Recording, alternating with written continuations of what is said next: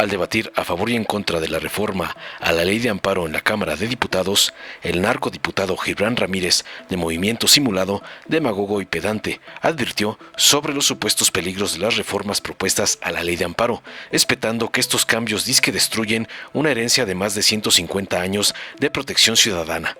Espetó su preocupación por la supuesta politización del sistema judicial, alucinando en que permitir estas reformas abriría la puerta a la regresión y el autoritarismo, dejando a los ciudadanos sin protección contra los abusos del poder legislativo y ejecutivo.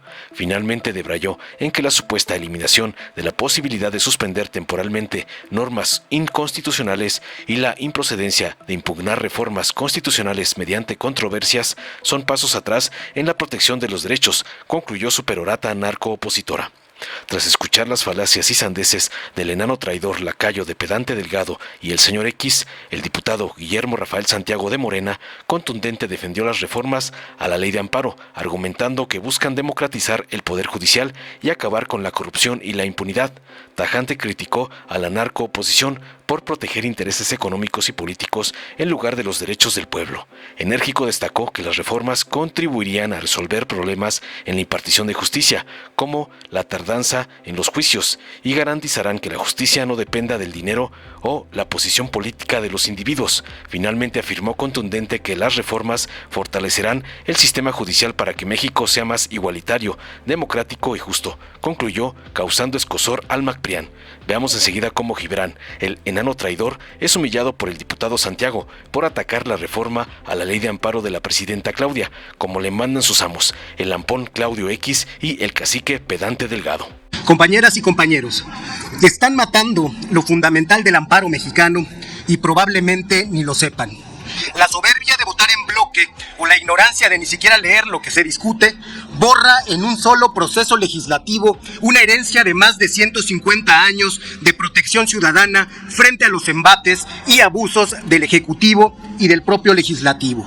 Desde 1840, en el Constituyente de Yucatán, don Manuel Crescencio García Rejón rescataba la importancia de dotar de poder al Poder Judicial y en especial a la Corte frente a los posibles abusos del Congreso y del Ejecutivo contra los ciudadanos.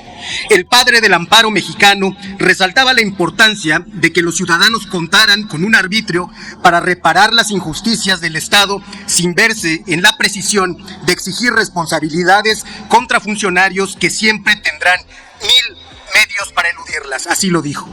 Mariano Otero, en 1847, haría eco de la hazaña yucateca y propondría a nivel nacional que los tribunales de la Federación ampararan a cualquier habitante de la República en el ejercicio de los derechos contra todo ataque de los poderes legislativo y ejecutivo. Y Carranza, en 1917, abogando por rescatar la independencia de los tribunales federales como locales, apuntó de los riesgos de la forma como se designaban los ministros y cómo ésta ponía completamente a disposición del Ejecutivo y de los gobernadores la forma en que se impartiría la justicia. Esto nos recuerda claramente los problemas que se avistan para la justicia mexicana ahora que se ha decidido politizarla más. Hoy, pasando por encima de esta herencia, ustedes dejan definitivamente abierta la puerta a la regresión y el autoritarismo. Son ustedes contra la herencia liberal del siglo XIX y son ustedes contra la herencia revolucionaria del siglo XX. Además de la mal llamada supremacía constitucional, uno de los principales retrocesos que ya antes tratamos desde Movimiento Ciudadano y que trató Gustavo de Hoyos es la suspensión de los efectos generales del amparo. Un avance en la protección de los derechos que era congruente con esa historia liberal que les he relatado. Así, quien no pueda pagar un abogado y tramitar su propio juicio de amparo quedará a su suerte y a la voluntad de los poderosos. Esto, para efectos del juicio de amparo, es castigar a los pobres, no primero a los pobres, sino al último los pobres con esta reforma. Así lo están decidiendo. Pero no bastando lo que hacen con el amparo, también anuncian retrocesos en los otros medios de control constitucional. En el artículo 14 de esa reforma, eliminan la posibilidad de suspender temporalmente normas inconstitucionales. Si el Congreso aprueba una reforma que limita libertades o elimina derechos, no podrá ser ya suspendida por la Suprema Corte, como sucede en el modelo que se está echando para abajo. En el artículo 19 Se añade una nueva causal de improcedencia para establecer que no podrán impugnarse reformas constitucionales mediante controversias constitucionales ni acciones de inconstitucionalidad. Si en el corazón de las figuras de control constitucional estaba evitar los abusos del legislativo, hoy se le da impunidad a los abusos del legislativo porque se han acostumbrado en el anterior periodo de sesiones a perpetrarlos sin que haya ni siquiera una condena de la opinión pública. Así, atan a lo que queda de la Suprema Corte de Justicia para revisar reformas constitucionales. Con esta reforma, el Congreso y el Ejecutivo podrían modificar la Constitución sin control judicial, afectando el equilibrio de poderes. Con esta reforma termina el espíritu de control constitucional expuesto por don Manuel Crescencio García Rejón, por Mariano Otero y los liberales mexicanos de los que ustedes llaman la segunda transformación de la vida pública de México. Soberbios quienes solo ven el presente, siendo ignorantes de la historia que dicen representar y del derecho emanado de ella. Muchas gracias a todas y a todos. Con su venia, presidenta. Adelante, diputado. Buenas tardes, compañeros y compañeras. Pues sí, a mí me queda claro por qué el PAN no está de acuerdo. Porque tienen a su prócer defensor de los derechos humanos, a Calderón. Imagínense, pues, qué nivel de defensa, pues tienen esos ejemplos. Aquí se llenan la boca hablando de justicia, de derechos humanos, pero son palabras huecas, son como la cizaña, huecos por dentro, porque nunca se han interesado realmente en defender la justicia, en impartir la justicia para todos y para todas. Y eso el pueblo de México lo sabe. No más justicia a la carta para los poderosos. Ahora será pareja para todas y para todos. Para mí es un honor y a su vez una responsabilidad enorme estar nuevamente en este Congreso para posicionarme a favor del dictamen que reforma la ley de amparo que reglamenta los artículos 103 y 107 constitucionales. El motivo por el que nos encontramos aquí no solamente es un tema de armonización legislativa, sino que este dictamen establece los principios y lineamientos de la ley de amparo a partir de la histórica reforma al Poder Judicial. Que esta reforma democratizó el Poder Judicial y eso es lo que tanto coraje les da, porque ya tenían toda una estructura que defendía sus intereses económicos y políticos, pero no defendía el interés de la nación.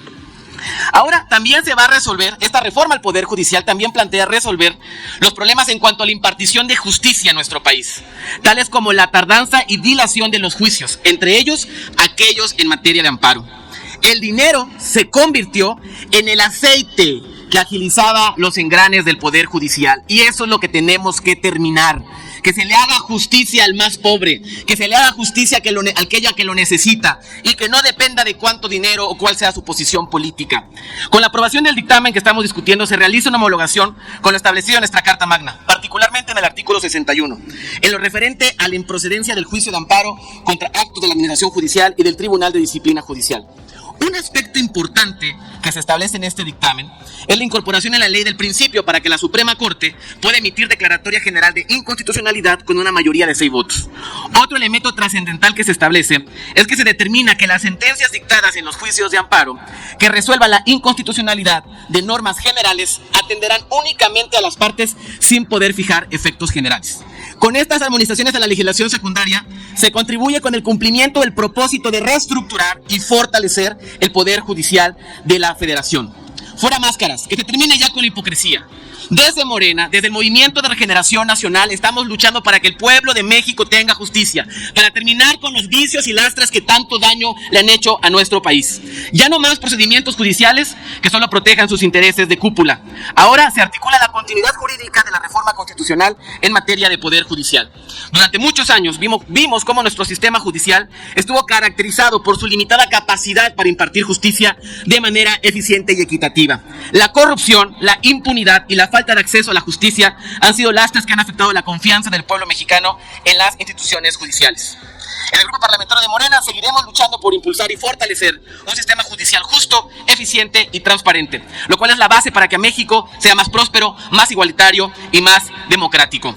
Ni un paso atrás en el fortalecimiento de las instituciones judiciales, porque un poder judicial que esté al servicio del pueblo, que garantice nuestros derechos y que nos permita vivir en paz y en armonía. Y un mensaje para la oposición: hagan autocrítica, vean a sus referentes ideológicos, Calderón escondido, porque violentaron derechos humanos, a todos sus referentes que la gente no los quiere porque sabe de su hipocresía, porque sabe que no les importa la justicia sino el dinero, porque lo único que les importa a ustedes es el dinero y sus privilegios.